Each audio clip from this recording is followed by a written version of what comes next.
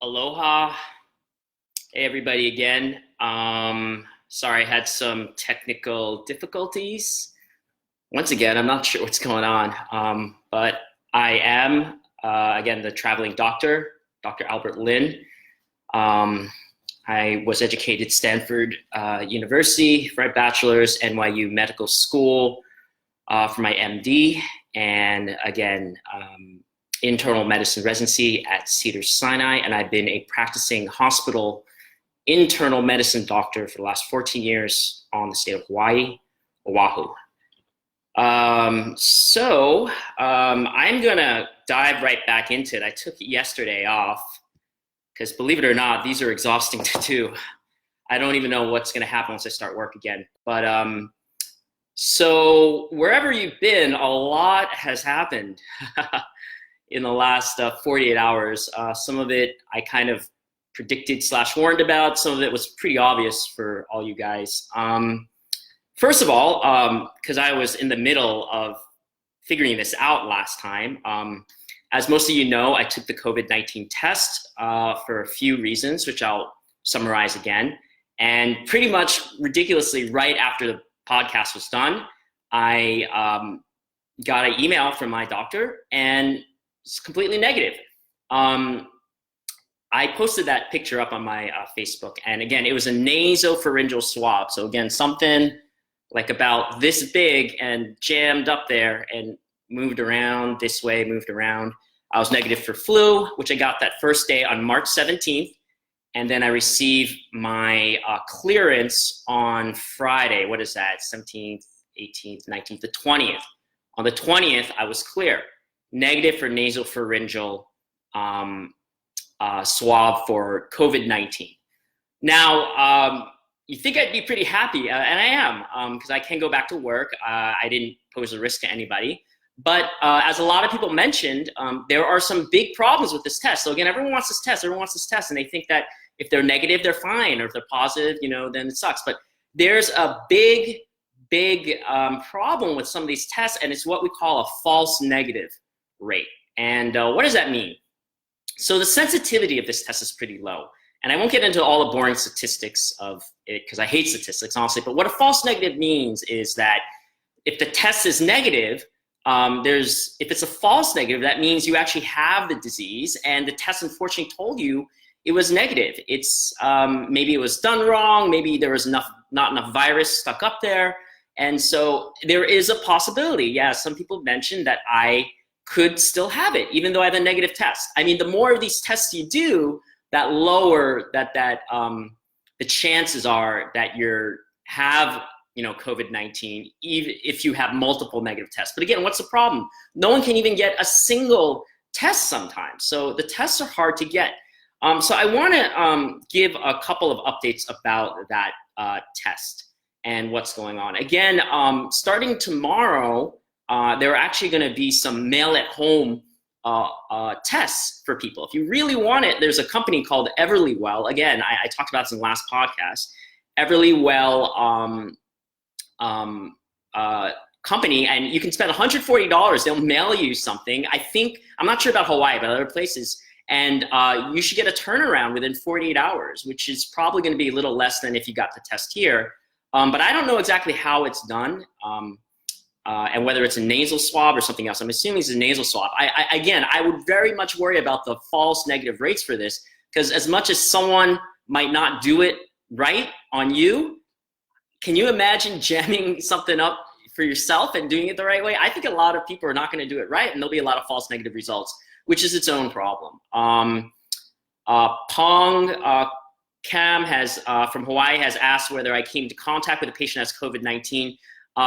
I will answer that later, but essentially, no, not that I know of, that was diagnosed yet, but I'll get into that. Okay, so what is better? Again, I think we're gonna get a lot of these tests more rapidly rolled out.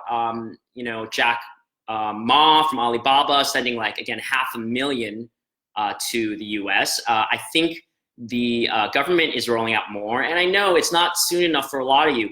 Update, this Saturday in Hawaii, we had a charitable donation. A doctor here donated a couple $100,000 worth of stuff and set up his own legit drive-through. And so 400 people came in and got tested, including a few of my friends. So I think found out about it from me. So again, follow me because I'll have all the info on this. And they got tested. And it was, you know, a lot of people got turned back because they didn't fit the criteria. Now, again, what are some of these criteria? First of all, I want to note that there is a CDC kind of bot. It's kind of like Siri or Alexa, but it's for specifically the CDC criteria for who should get tested. So if you Google CDC, I think it's COVID-19 self-evaluation or something like that. Or again, you could Google, I think, CDC COVID-19 Clara. It's called Clara, C-L-A-R-A, and it goes through a whole kind of self-quiz, and you can see whether you're someone who should be tested or not. Now, I went through this test, and I have some problems with this test. As we all know, the CDC and the World Health Organization has been way behind in all the testing criteria. And for example, even if you're a doctor and you took care of a patient and you have symptoms like cough, shortness of breath, the CDC website says you shouldn't be tested. Now, I know a whole bunch of doctors and nurses who are on the ground and working with these patients who would strongly disagree that if they were a nurse or a doctor and they took care of an actual COVID patient and had shortness of breath and cough, maybe it's because, you know, I didn't have fevers. So for example, I put in my stuff and it said that I should not have been tested. So, you know, but again, I think it's up to clinicians' discretion on that. So, yeah, so, you know, that's sort of what I want to say about the test. The test will become much more available. Again, there'll be home tests. And I think, again, what we saw happen is that the numbers have been rising tremendously all over the country. As you have all seen, dramatically, we're up at what, like 30,000, you know? And I think we'll be up, personally, prediction, I'll get into it later, at 50,000 or more by next weekend. Maybe more, hopefully less if we lessen the curve. Now, what I want to emphasize is this nasopharyngeal swab just says that assuming it's right, it's negative, that I don't have this now. It doesn't mean that I didn't have it back in February when I had bad pneumonia, and it doesn't mean that I'm obviously not gonna still get it. So what I would love to see at some point is an antibody test. I think a few of you asked about an antibody test. So what's an antibody test? Without getting too, you know, technical about it, it's looks at whether you have antibodies in your blood for two different points. Number one, there's one called IgM like Mary, and if you have that, that's an antibody that means you have been actively infected, at the very least, with this disease. And they use IgM for a lot of different diseases. And then there's IgG. What's IgG? IgG means you have the antibodies for that disease. So I think that would be a much more useful test, and hopefully we will get it. I think it's in the pipeline coming up. Again, it's not a super fast test, but a test that would have IgM but no IgG, IgM only would show you're actively infected right now.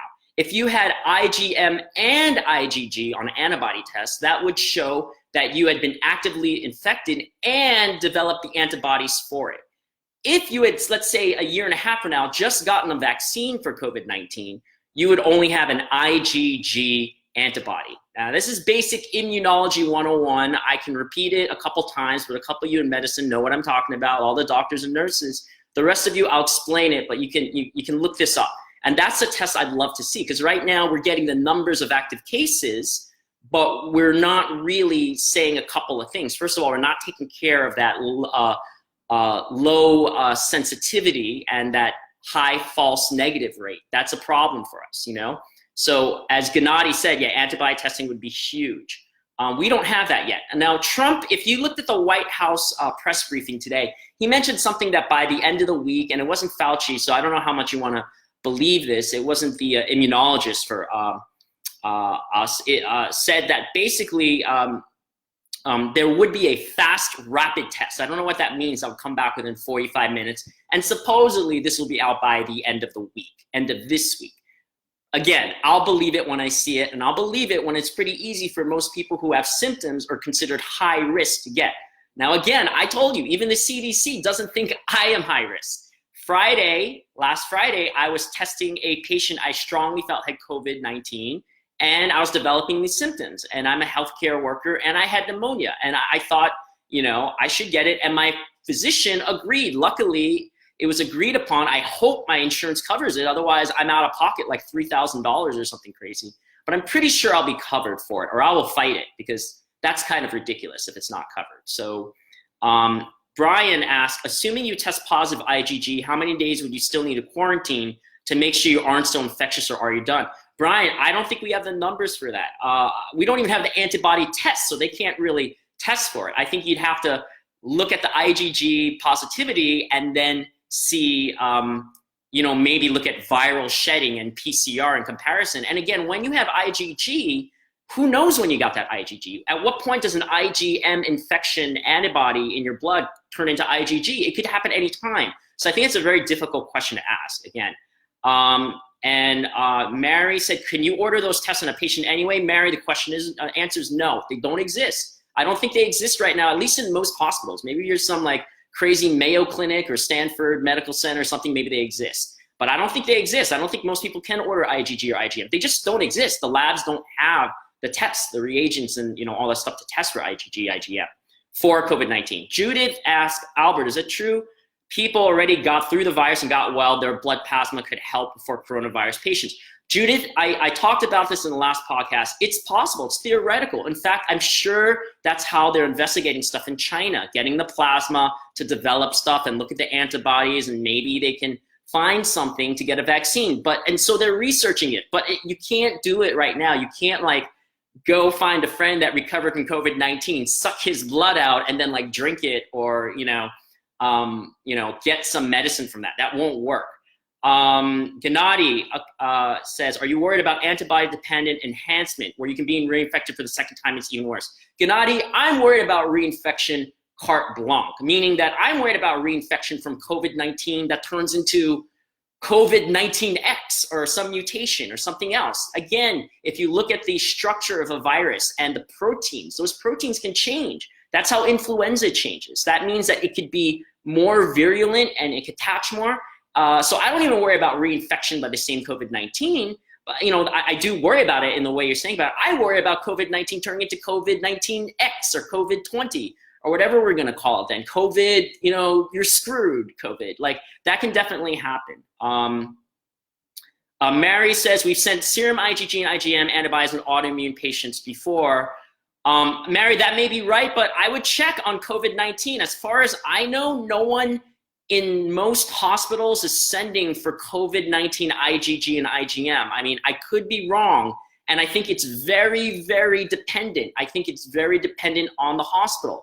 I would think the big research hospitals have the ability to do that through sort of research protocols and different things. I don't think your normal like Hawaii hospital would be able to do that. I really don't.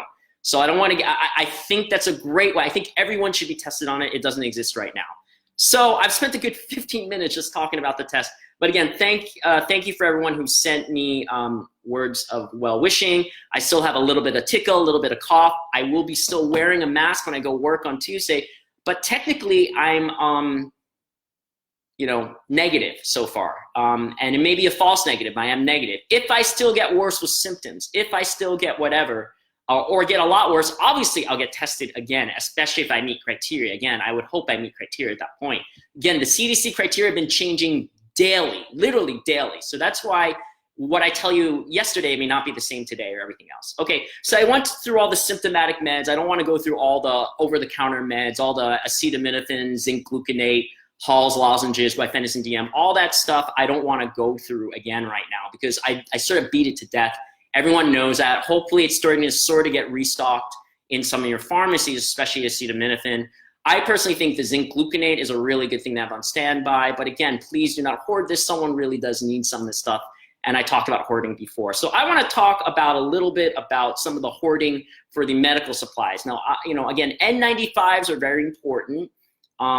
We've had some talk about donations from some people, and some people have been donating. Thank you for the cities that have been hit hardest. I've heard about donations in New York City. For example, New York City is really bad. I'm going to tell you, I'll get to those numbers later, but New York City, And New York Presbyterian Hospital, NYU Medical Center, they definitely need them. I'm sure there are ones in San Francisco, like San Francisco General Hospital. Some of the ones in LA, I heard Harbor UCLA is getting hit really hard. So all these bigger hospitals really need them, but on some level, the small hospitals need them too. I would ask the nursing supervisor probably if you could donate to, if you've got a couple. Again, you want to save some for yourselves, of course, obviously, that's why you bought them. In fair disclosure, I've tried to buy a couple for myself because I know my hospital is running low and they limit us in how many we get. So I've tried to buy a couple online. I think in April, I'm sure I'll use them all. And again, I can't use one for the whole day safely. That's what they're telling us. They're giving us one and they want us to use it for the whole day, for all the patients, even if we had 10 COVID-19 patients to use it. Does that sound safe to you? It doesn't to me. So possibly if I had 10 COVID patients, I'm gonna go through 10 masks in one day. And I would have to save them in baggies or something to ideally use them again, which I don't wanna have to do. So that sucks for me. It really sucks for me, and it sucks for the nurses. It doubly sucks for the nurses, and it triply sucks for guess who? The anesthesiologist or the ER doctor that has to intubate that patient that's having trouble. Why? Because they're right in those people's faces. Those people are coughing. The COVID-19 patients are coughing. They're heaving. They're breathing hard. They're aerosolizing all this invisible COVID-19. So it triple sucks for the anesthesiologists and the ER doctors. It double sucks for the nurses, and it kind of single/double sucks for me. Brian Coe said, my wife's hospital told their staff to start bringing their own PPE, and she is a nurse. Now listen, this is where I'm getting pissed off, and this is true. This is not a rumor. You can look at this. There are hospitals in Arizona, I think it's Banner Medical System, and doctors and nurses tried to bring on their legit N95 masks. Guess what happened? They had them ripped off by supervisors. They were told to go home. They were told they were going to get written up and they were going to get fired. And guess where all of administration was? Back at home, away from the COVID-19, not taking care of it, making rules and regulations for guys like us and men and women and the nurses out there and everyone who are in the line of fire, and they're saying we can't even use the ones we bought.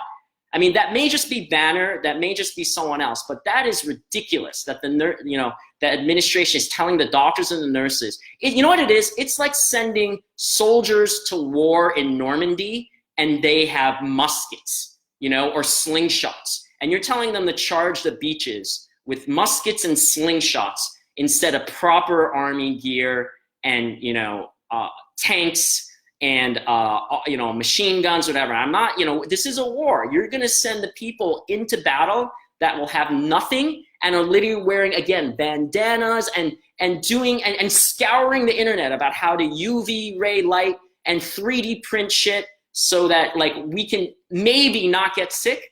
It's awful. Again, in Italy, 150 out of 600 doctors have tested sick for COVID-19. 2 doctors I read about that were in their 70s who gave up retirement to come back to practice. Guess what? They got it and they died. So that really sucks for them. And I know that there are a lot of, I've heard some other weird stats I'll get into later. So anyway, that's enough about that. I don't want to, if I do this too much about what we're low on, but again, N95 masks we're still low on. I think that's the #1 thing. I mean, I love everything, but if you look at the China, what they have, man, they got a lot of stuff. They got full on hazmat suits and goggles, double gloves, hat,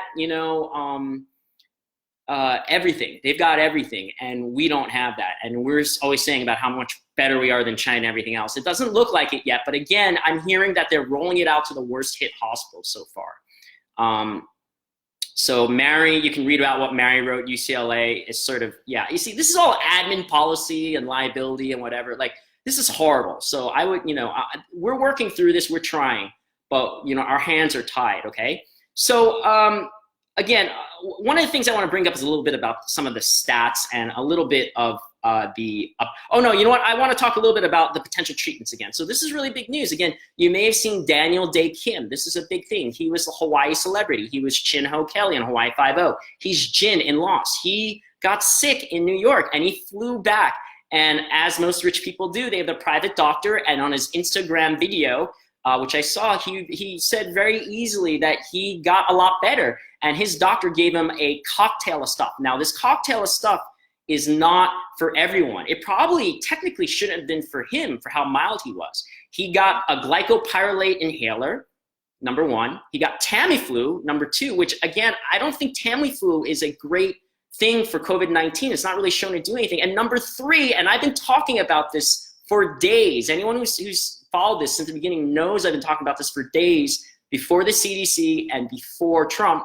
It's this whole thing about the hydroxychloroquine malaria treatment, but it's also for rheumatoid arthritis and lupus and azithromycin. He got both of those, and he took them. And that's great. I feel great he got it, but guess what? Not all of us can get it. Not even I can get it for myself unless I broke some rules, you know? But again, I wish Daniel Day Kim, I'm glad he's better. I wish he really said, you know, don't hoard this stuff, because I know everyone's gonna make a run for it, and I've already heard from the pharmacies that it is out of stock. My hospital can't get more until April 17th. We have something like, I don't know how many pills, but we cannot treat that many patients with it, not many. Luckily, we don't have many, but I'll get into that. Some other new drugs that are being talked about. Again, the remdesivir with Gilead, they're still working on it. There's another drug called ritonavir. These are all HIV antiretroviral drugs. They're working on the data on this. It's not to say that they definitely work. Kaletra, which is another antiretroviral. Unfortunately, the first study showed that it was not great. It was not great. And maybe in future study will show that it's better, but so far Kaletra doesn't look like it works. I have to double back. And again, in Asia, they're looking at another one called favipiravir. I can barely say it, by Fujifilm. Again, another antiretroviral. These ones are going to take a little while. They're probably researching some other biologics as well. Also, you know, I talked a little bit about ibuprofen. There was a lot of interesting info last week about ibuprofen maybe not being good, again, for people for COVID-19. And I said I didn't really like using it anyway because it's more of a risk of gastritis, stomach stuff, inflammation, and for kidney problems. I like acetaminophen. Guess what? They backed off on that evidence. The CDC or the World Health Organization, one of them, basically said it's okay to use it again now. Now, you know what? This is the problem. It changes every day.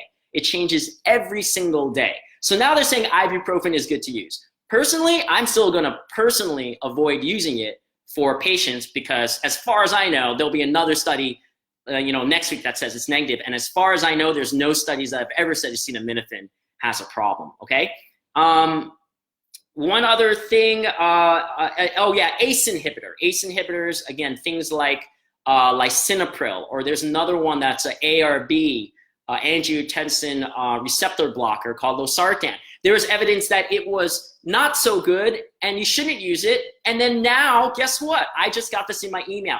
The American Heart Association and the ACC, the American, I think, College of Cardiology or whatever, they both say use it. Use it. It's okay. So you see what I mean? Even the doctors are confused. So if the doctors are confused whether you should use it or not, everyone else is going to be confused, and the fake news is going to make you think even worse things. So my point is, it will change day to day. And just talk to a healthcare professional, someone who's actually on the news. Like, again, who are you going to listen to? Someone who's practiced medicine like me. I'm not trying to brag, but I went for a lot of schooling for this. Or you're going to listen to Joe Schmo, you know, Karen, hippie Karen out there who's bathing in essential oils and, you know, willing the coronavirus away with, you know, Reiki and stuff. I'm sorry if you guys use that, but it's not going to work for COVID-19. Okay, so anyway, let me go into a little bit of an update. Again, there's about 38,000 cases or something like 32,000 cases in the US alone this weekend. By the curve, I basically predict it will be 50,000 plus by next weekend. Unless, again, we do that whole flatten the curve, hammer time, what they're calling it. I love all these terms, flatten the curve and then hammer time, where these things that we're putting in place or shall go into work. The good news is, if you look at the all-cause mortality for the US, we're at 1.2%. Now, that's not as good as the 0.6% for Korea, but it's not the 4% of China or the god-awful, like, near 8% or more for Italy. So we're at 1.2%. So it's still bad. People are dying, but we're not awful, but our curve is still, not great. We haven't flattened it. I haven't seen it on that, and no one has seen that. And that's why the stock market's still crashing more, and that's why everyone's still worried, and that's why these problems. So that's my prediction. Okay, Hawaii update, and there's a lot of things in Hawaii, guys. Everyone, I've gotten all the emails, all the calls. I've gotten messages from people I haven't talked to in years, from countries I haven't been to in a while and everything, and everyone wants to come to Hawaii. And again, Hawaii's got this on lockdown now, guys, and I'll get into that why. Right? What's the update? We've got 56 cases, 56. Only about, that's on all the islands. And of that, about 41 of them are in Oahu, and we have zero deaths. Only 4 of them, as I understand, are actually hospitalized. So only 4 of those 51. The numbers might change, but only 4 of those in Hawaii are hospitalized. That's not bad. And some of them may be hospitalized, pretty sick, and I can get into some of that. But, that's the update for Hawaii. Again, they announced yesterday and today a 1-2 punch by Governor David Ige and Mayor Kirk Caldwell. Thankfully, they instituted a 14-day quarantine, meaning that if you fly to Hawaii, whether you no foreigners are allowed in, but whether you're, I may have to check on that about the foreigners, but actually it's just for Americans. If you're coming into Hawaii from Las Vegas, California, say you want to ride out the apocalypse here, or you're another, again, irresponsible Hawaiian who went on a cheap ticket to go, to strip clubs in Vegas and play slots and then come back, you are in a mandatory 14-day quarantine. Now, everyone asks, how can you enforce this? I don't know. It's going to be difficult to enforce. It will be. They are starting to enforce closing down the beaches. They are patrolling it. I can see from Ala Moana Beach Park on my window, they have cars and vans blocking it. So maybe you can walk in and run around and do your daily jog, but you can't, lie on the beach anymore. And today, Mayor Kirk Caldwell issued a stay-at-home, work-at-home order that's even more stringent, meaning that unless you're part of a critical industry, and that's a pretty broad list. That could be anything from healthcare, infrastructure, critical operations like water management, grocery shops, homeless organizations, media, gas station, banks, hardware, plumbers, shipping, airlines, taxis. This is a lot of industries. You can still go to work. Anyone else? You can't go to work if you're, let's say, retail, I would guess. And in the restaurants, you cannot dine. I went and got a burger takeout yesterday from Teddy's, and it was all wrapped up. All the tables are wrapped up with saran wrap. They had negative pressure. They had a negative pressure entrance at Teddy's. I have no idea how they got that. If you know what negative pressure is, it's pretty crazy. I could barely open the door or push it open. But they had negative pressure room entrance at Teddy's. And so basically, restaurants are not gonna be able to be opened. And my point is, if you're someone in America and you're coming to Hawaii, you're gonna be stuck there for 14 days in quarantine. And again, now people are saying, well, how are we gonna enforce it? Technically, what happens is when you land, that agriculture form that you get, that you are supposed to put your info on and whether you brought in something, blah, blah, blah, when you get that agriculture form now, when you land, they technically are going to collect it from you outside the plane. It won't be the flight attendant. Someone's going to check you, double check your phone numbers right, where you're staying, what Airbnb or friend's house or hotel you're staying at, and they may follow up on you. If you get caught, technically it's a $5,000 fine or a up to 1-year misdemeanor jail sentence. Now, I think they probably won't go that far. The mayor himself said they'll probably warn people first, and then they will fine them. But I'll tell you, Hawaiians are pretty pissed off. Like, they don't want cruise ships. I'm a bunch of Hawaiian, just normal Facebook groups, not even healthcare groups, and they're going tribal, man. I'm not even joking. They're showing up at the airports with signs. They were following people to Waikiki. They had a parade, like a protest, a Hawaiian pride protest, where they were like yelling at different tourists. And no joke, I have it from inside information that someone made a run for it at one of the hotels. I won't mention which one, I won't mention his name, but he was outed. The guy, the person in hotel security was pissed and put his name on blast. And literally everyone in Hawaii is looking for this guy. I would not want to be that guy. I'm just saying, Hawaiians have been looking for an excuse to shut down the island for a while. going back to the 30-meter telescope, to a bunch of other things. And trust me, like, you know, there have been a lot of people on the beaches in Waikiki and even Lanakai Beach yesterday. I saw a lot of people on the beach, and Hawaiians are super pissed right now. They are super pissed, and they're pissed that our government has not acted appropriately or quick enough.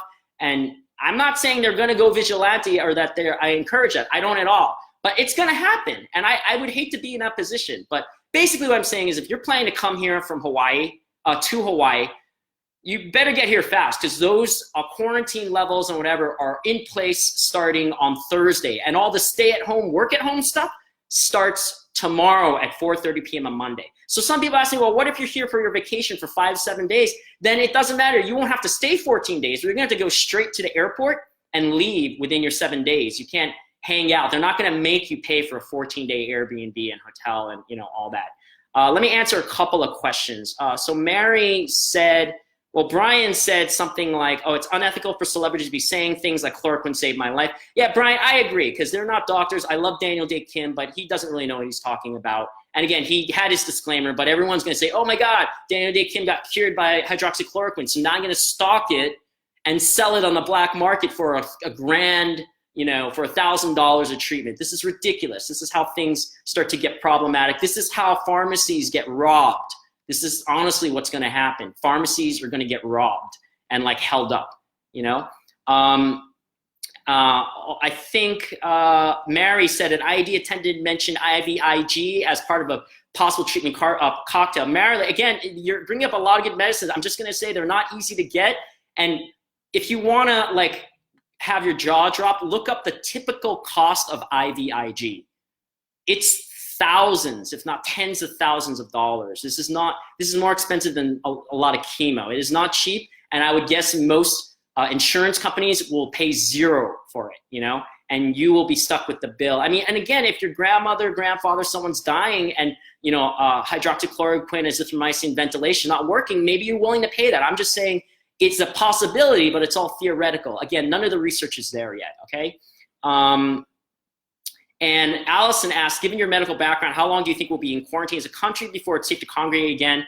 Allison, again, as I mentioned yesterday and some other podcasts, I would say we're going to be work from home, stay at home, work at home. In Hawaii, personally, I think it'll be for 2 or 3 months till June.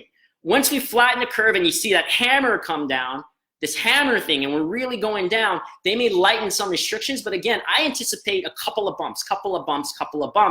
One basically in October and November when flu hits again. That will be at the very latest, that will be the first bump again. And then we'll have another bump in like February or something. So my point is, it's not gonna go away. The quarantine itself may go away, but us needing to start it up again will happen probably, I think, for the next year until we get a vaccine. Personally, that's my thing. And Lori mentions again, save the hydroxychloroquine and azithromycin for other potentially and other helpful medication for critically ill. That is, yeah, again, so, you know, this is ridiculous when people start saying this is a mad, and I said this because this is important for you to know, because, you know, the media is talking about it, and because, you know, President Trump had mentioned it, and it's in all the papers and everyone. Now, again, this is a scarcity thing. People want what they don't have. And like, you know, again, you didn't need the toilet paper, and I think even Daniel Day Kim didn't need that, but he had it, you know? So anyway, let me go on because we're getting a little longer. So that's what the deal is in Hawaii. I will tell you, and I can't mention details, but I do have friends who've taken care of COVID patients. And it's scary how they present. My friends have had patients who are, again, a little older. I don't know exactly how old, but not super old. No problems, and then they're doing okay. And then suddenly they looked okay on and off oxygen. Suddenly they tank. And what I mean they tank, they have trouble breathing. It's rapidly declining. Their CT scan shows bad bilateral pneumonia, and they have to get intubated, you know? We don't go to BiPAP. BiPAP is where you put that, like this, you know, CPAP mask and blow air in, because that could aerosolize a lot of stuff and that can make everyone in danger. So it's very scary. These people get intubated very quickly. And again, they're people who are young. I've heard somewhere like 38% in at least New York or one other state, 38% of the cases are from people under the age of 45 who are in the hospital. Almost 40% of the people are under the age of 45 that are being admitted to the hospital, not total cases, admitted to the hospital. So if you're younger than 45, if you're like me, I'm 43, or you're 20, 25, whatever. There's a 12-year-old girl that's intubated right now, who probably didn't need to. So that is it's sad. It's really tough. So that is happening now. So I want to talk about a bunch of different things. Some other celebrities have been diagnosed, and you may have heard of Idris Elba. His wife got sick, and his wife is sick. And I'm not laughing about it. It's funny, but even when he got interviewed, his wife was hanging right over his shoulder. So why do I bring this up? Because you may come to a point with your girlfriend, your boyfriend, your kids, your mistress, your sugar babies, your other people around you that you work with, that you're going to be sick, and you may have to decide whether you should still be around. Idris Elba's wife decided to hang around him knowing she could get sick. She got sick. Hopefully she's okay too. They're not the youngest, and I don't know her medical condition. I know Idris Elba has asthma. But again, what I'm saying is that if you get sick, I would highly recommend you quarantining yourself off in a free room, in the basement, in the garage, like honestly, until you're okay and your doctor says you're okay. Stay away from your family and your friends. We're talking like, Contagion movie level stuff, but this is what you need to know. And that would be my recommendation. Again, I'm a bachelor. I live single. I got 2 bedrooms. I can hang out in whichever one I want. I'm not having anyone over until this is over. So that's my advice. Rand Paul. Okay, Rand Paul. This is a great example. Rand Paul, Republican senator, who is I think he's an ophthalmologist or something. He got sick. He's COVID-19 positive, and he was asymptomatic, but he tested positive for it. And that was based more on, again, maybe he's rich and has connections, but he's a big travel schedule. He had no exposure. He was sick. And guess what that guy's been doing for the last few days, which is ridiculous. He's been going to the Senate gym and the pool and the hot tub and high-fiving people for all I know and doing whatever. That's ridiculous. So some other people I know, you exercise, and a lot of people ask me, can I go to the gym? The answer is no. Don't go to the gym. Why would you go to the gym? Everyone's grunting and spitting and doing all this stuff and wiping. You can wipe down your equipment all you want. You cannot wipe down the entire damn gym, especially that bathroom, the nasty ass bathrooms in the gyms, the showers, all the water fountain, all that stuff. Do not go to the gym, people. Do not go to the gym. CrossFit it outside somewhere, away from people. Do things. I wouldn't touch anything anyone could possibly have touched outside. This is not a hard concept. I don't understand why people don't get it. Don't go to a place where people have used the same stuff. You cannot wipe everything down. Don't tell me you can go to a gym and wipe everything down that someone has touched that you were going to touch, including the floor where your sneakers might have picked up stuff, okay? So don't do that. Okay, so let me go on a little bit more. So that was about Hawaii. Similarly, a bunch of other states have shelter-in-place rules. California, Illinois, New York, New Jersey, Connecticut. Shelter-in-place, stay at home everywhere, okay?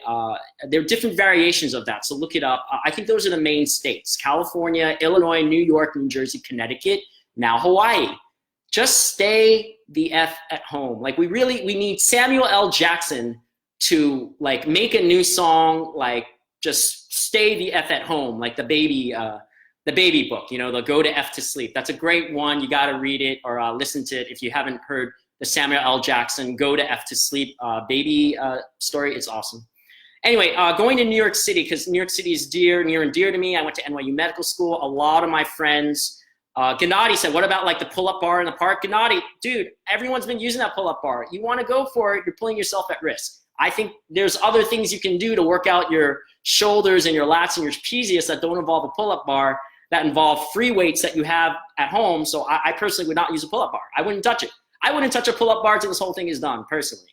Unless it's your pull-up bar, that you installed at home.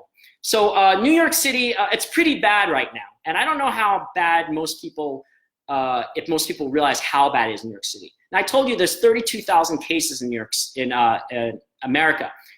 15 to 16,000 of those cases are in New York. That's right.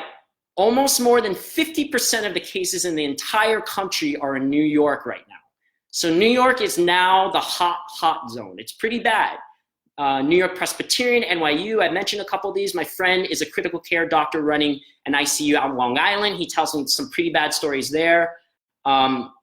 They've moved a military boat to New York City. They're going to use these big places like Jacob Javits Convention Center and these places for that.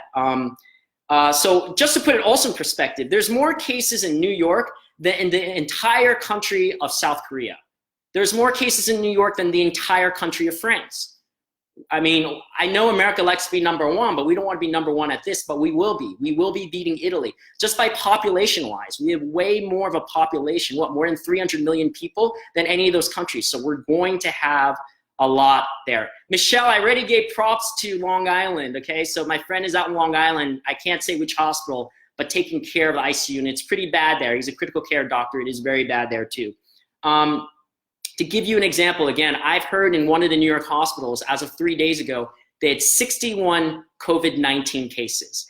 They had 5 COVID medical wards, and again, 3 COVID-19 ICUs. And they had 100 people under investigation, and they'd been ordering 80 additional ventilators. And I don't even know who's gonna run these ventilators. I think they're calling doctors out of retirement like they're doing in Italy. And you all know what happened to some of those. So that's New York. I do think the situation is dire. I won't get politically, but I heard Governor Cuomo speak. I think given the situation, he's doing as good a job as he can. I know Trump declared I think a state major emergency for California and New York specifically, not Washington. So I think New York's going to get a lot more of these supplies through the National Guard. And again, they're setting up these hospitals in different places, and the military boat that they will, use for other patients. That will be something. So hopefully New York will start to get a lot more help. I really wish they got this help earlier. California as well.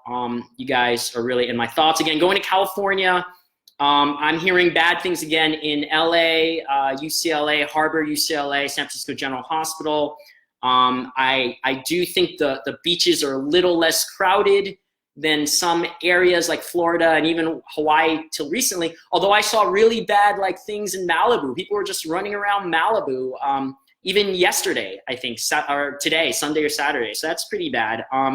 I really wish hospital administrators would stick their noses out of their business, out of our business, and let us doctors and nurses dictate more of our care. But again, that's another thing.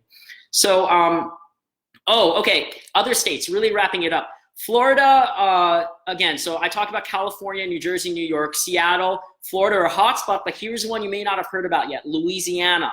Louisiana's looking really bad, guys. Louisiana surpassed Florida recently. And as you all know, most of those southern states have horrible morbidity mortalities. They have bad life expectancies. There's a lot of overweight, diabetic people, hashtag Cajun food problems that have a lot of problems, and their death rates are a lot higher than Florida.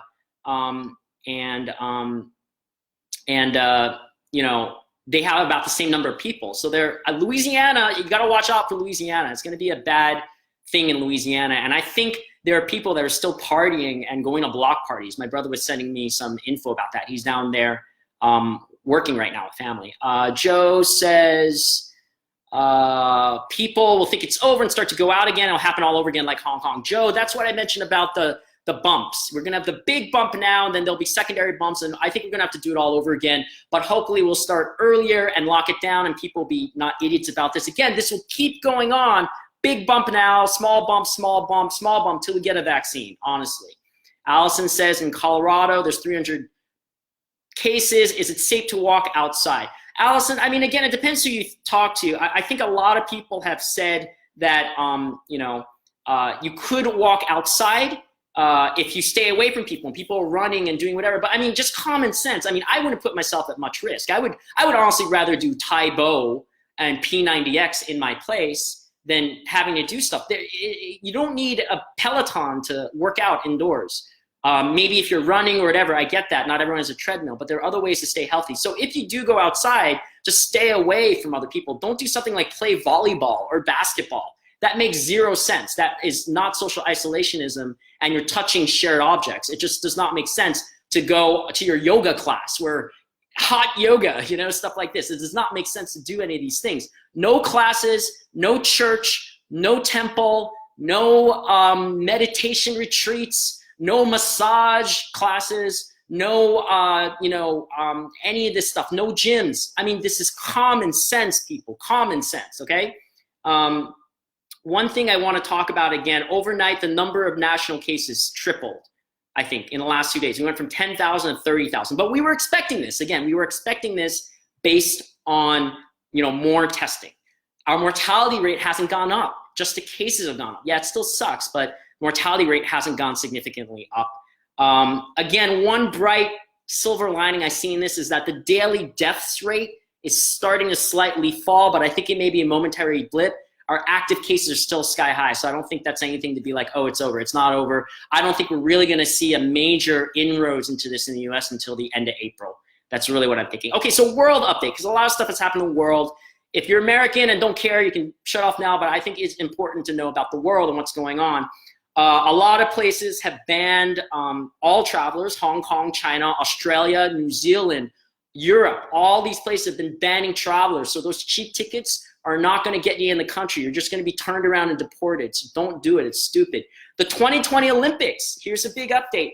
They're postponing it very likely, but they will make a final decision in 4 weeks is their deadline, they're saying. The 2020 Tokyo Olympics. Again, my feeling is they're probably going to have to cancel it, or there'll be such pressure that none of the athletes are going to show up. How can you have Olympics when no one shows up and no one can train? How do you train for some of these events when you got to stay 6 feet away from people? You can't. Like, how do you train, for judo, let's say, staying 6 feet away from people? I saw some funny clips about that online, but you can't.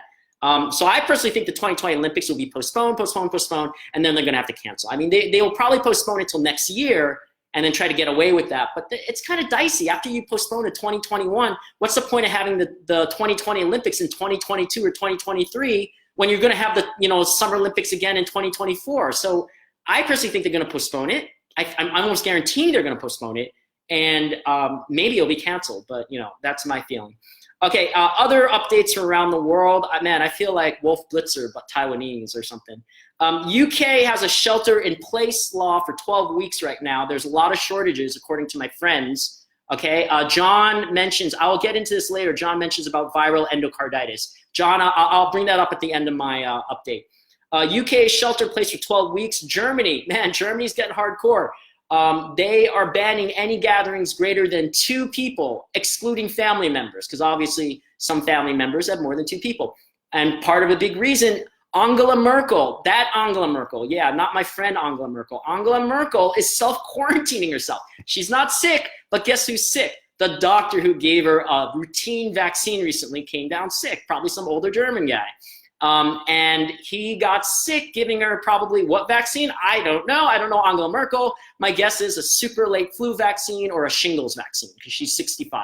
She probably should have both of these earlier. So I don't know what a routine vaccine is, but you can bet Angela Merkel is, making Shiza in her, what, because she's worried about getting sick and she's not young. So Angela Merkel, we wish you the best. Hopefully she's not sick, but it's serious stuff there. One interesting thing about Germany, it's still unclear. They only have 96 deaths. They have more than 2,000 cases or something, but they only have 96 deaths, and it's really not clear why. Before it was, oh, maybe they're testing a lot better, but I don't know. Like, it's a really outlier. If you look at all the countries, they have a very few deaths, so it's very interesting in Germany.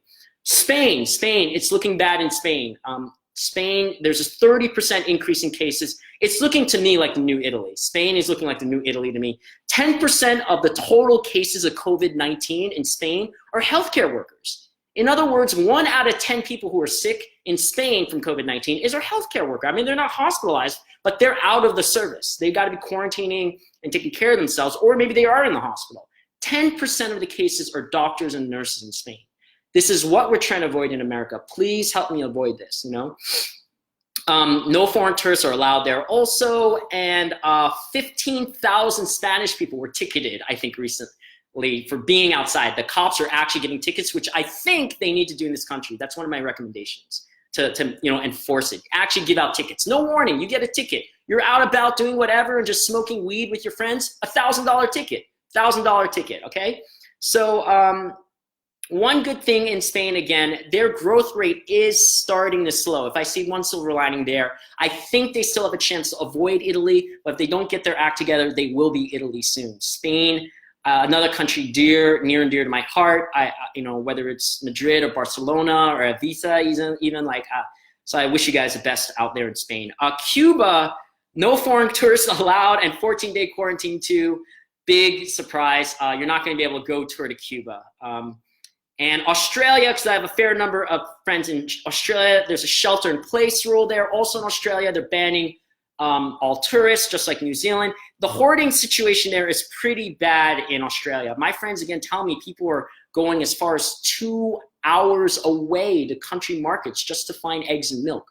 2-hour drive. I mean, it's crazy. Australians, stop hoarding. You're better than Americans. You know you are. I'm sure you'll tell the rest of the world you are, and you can beat this, hopefully. I really hope that the hoarding doesn't continue there. China, again, as I think Joe and some people mentioned, are starting to show some reinfections. Hong Kong, Singapore, even. And those, again, if you look at the best curves in the world, Hong Kong, Singapore, and Taiwan, and Japan. Japan, I think the order is Japan, Singapore, Hong Kong, Taiwan have the 4 lowest, if you look at the curves, the growth curves are the best. We want to be like them, but they're starting to see reinfections. So even though they did it well, they're hitting their second bump as we're all dealing with our first freaking bump right now. So we need to be careful, and I wish China and Hong Kong still the best of luck. So,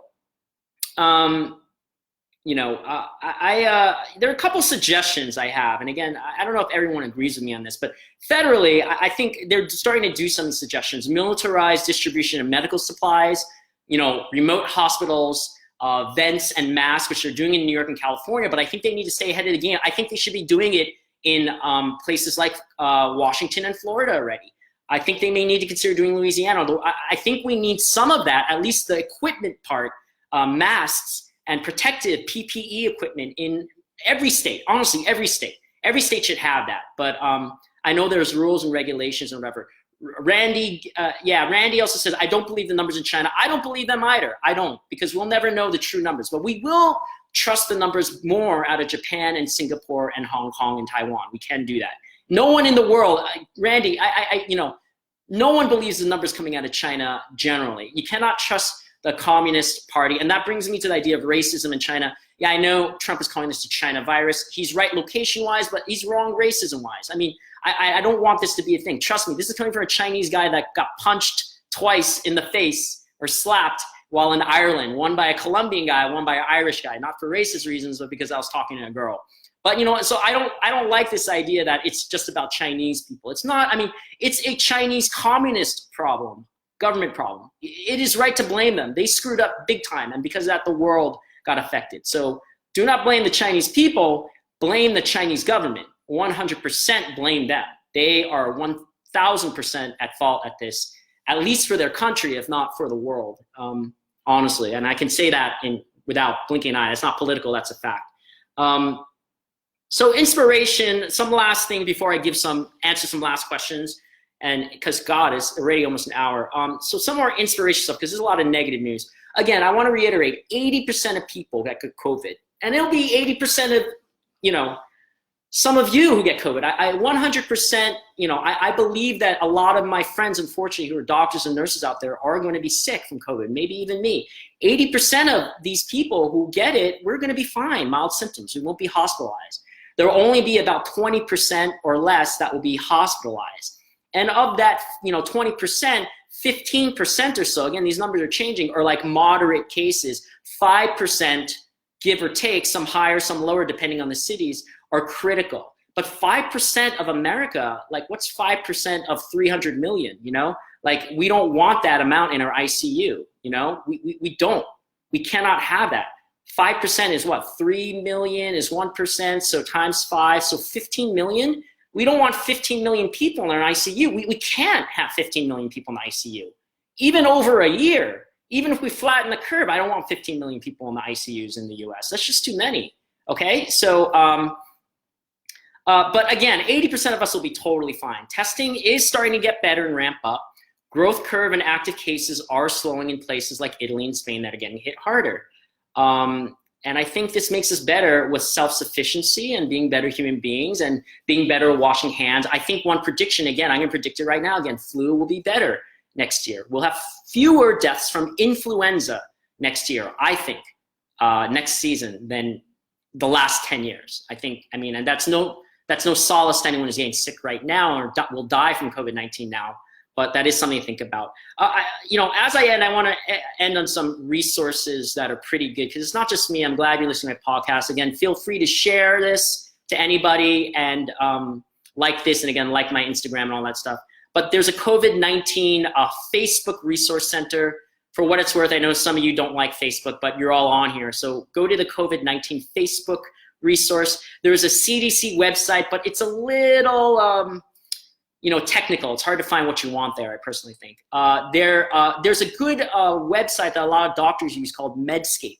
Medscape, medscape.com. Go there. You can sign up for daily updates, and almost all the news now is about COVID-19. So if you want to hear about stats and drugs and treatments and a little bit more technical information, I would go to Medscape and sign up for their daily news update. And if you want to get the stats in terms of graphs, I've been forwarding this for a while, but worldometers.info. I really like, I mean, they're not perfect and they're not live, but they do a really good job of putting all the active cases, the active, you know, the deaths curve, the logarithmic stuff. They even about recovered cases, you know. So I really like worldometers.info/coronavirus/#countries. Again, worldometers.info/coronavirus/#countries, and you can pick which country you look at, whether you're in Switzerland or, you know, China or somewhere else. And obviously your best resource is your local doctor, healthcare worker, nurses, someone on the front line. They'll give you a little bit more local information, I think. So that's about it. I will go back to some of the questions now since we're wrapping up. Okay, so I'm gonna go back to, John asked about viral endocarditis. And John is right. Viral endocarditis is a really bad thing. Viral endocarditis is what most people think is a theory about why people are suddenly dying. People are not, let me be clear, people are not dying of COVID-19 because they can't breathe. We can control a lot of that. We can put them on the ventilator if we get them. We can paralyze them. We can give them, ideally, enough oxygen, but a lot of these people, their hearts just stop and they don't recover from CPR. So one of the thoughts is maybe the COVID-19 virus is attacking their heart. And there's not a lot you can do once that happens. I mean, first of all, once the heart stops, you gotta bring them back to life and restart that heart. That's just basic CPR.